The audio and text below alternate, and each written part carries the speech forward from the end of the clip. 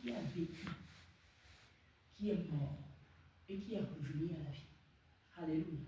On a la vie, on a la mort et on revoit encore la vie. Alléluia.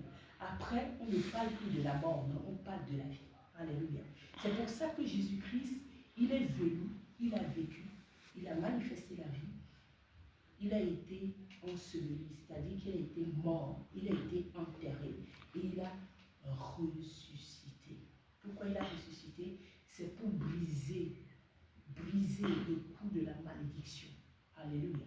Parce que quand il a rencontré Pierre et que Pierre a su qui il était, alléluia, il a dit que sur toi, je vais bâtir mon église.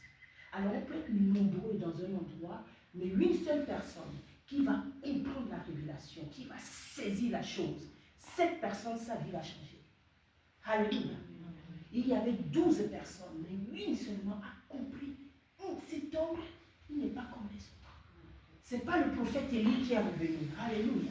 Cet homme, il y a quelque chose qui est en lui. Et il a su dire que tu es le Christ. Tu es le Fils de Dieu. Et Jésus lui dit, Pierre, Simon, fils de Jonas, tu seras appelé maintenant Pierre. Et sur ce roc, je vais bâtir mon église. Et qu'est-ce qui va se passer? Les portes des séjours des morts ne prévaudront point sur ce roc. Alléluia. Donc celui qui comprend la révélation devient un roc. Et sur ce roc, les portes des séjours des morts. Quelles sont ces portes? Une personne peut être en vie, mais mort, debout. Alléluia. Les portes des séjours des morts ne vont plus avoir le pouvoir sur toi. Alléluia. Gloire à Dieu. C'est le pouvoir de la résurrection.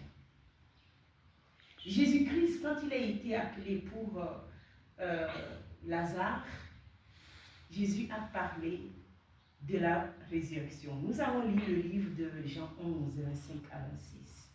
Je vous lis.